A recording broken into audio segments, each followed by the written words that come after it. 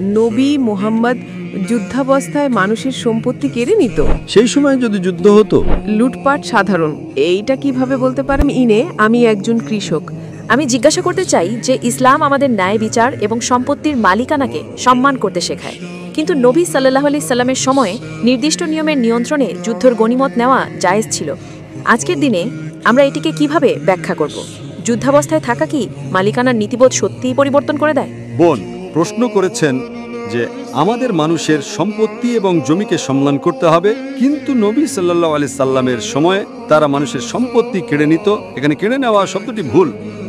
এটাকে সাধারণত যুদ্ধ অর্জিত সম্পদ বা গনিমত বলা হয়। প্রাচীনকালে যুদ্ধলব্ধ সম্পদের নিয়ম ভিন্ন ছিল, এখনকার নিয়ম ভিন্ন। আগে কোনো পাসপোর্ট ছিল না, তাই না?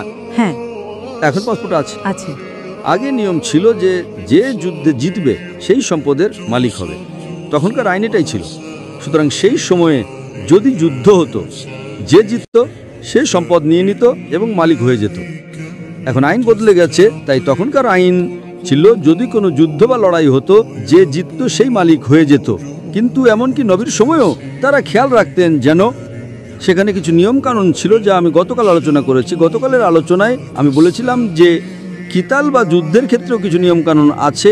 আল্লাহ সূরা বাকারার 2 নম্বর অধ্যায়ের 190 নম্বর আয়াতে বলেন, যারা তোমাদের সাথে যুদ্ধ করে তোমরাও তাদের সাথে যুদ্ধ করো, কিন্তু সীমালঙ্ঘন করো না। যুদ্ধের সময় আপনি শিশুদের হত্যা করতে পারবেন না, নারীদের হত্যা করতে পারবেন না, যুদ্ধ না করা বৃদ্ধদের হত্যা করতে পারবেন না, মানুষের পশু হত্যা করতে পারবেন না, গাছপালা কাটতে পারবেন না। সুতরাং এর মধ্যে পার্থক্য বুঝতে হবে। আপনি আশ্রম বা উপাসনালয় ভাঙতে পারবেন না। এর মানে হলো তখনকার সময়ে অন্য ধর্মে বা সমাজে এই নিয়মগুলো ছিল না। তারা নারীদের হত্যা করত, তাদের ধরে নিয়ে যেত। ইসলাম নতুন নিয়ম এনেছে। এই যুদ্ধলব্ধ সম্পদ শুধুমাত্র যুদ্ধের সময়ের জন্য প্রযোজ্য। এর মানে এই নয় যে আপনি গিয়ে অন্যের সম্পত্তি কেড়ে নিতে পারেন। ঠিক আছে।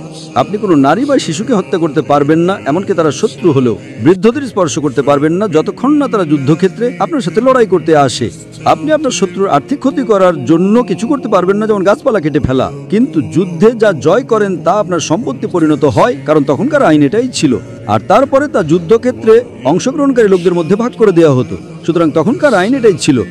লুটপাট সাধারণ একটা বিষয় ছিল যা ইসলাম কমিয়ে এনেছে। এখনকার আইন ভিন্ন, তখনকার আইন ভিন্ন ছিল, এখনকার আইন ভিন্ন। আজ আমাদের কাছে জাতিসংঘের আইন আছে, যা একটা ভিন্ন বিষয়, কিন্তু তারা জাতিসংঘের আইন মানে না। দেখুন গাজায় কি হচ্ছে, 50,000-এরও বেশি মানুষ নিহত, 15,000-এর বেশি শিশু নিহত।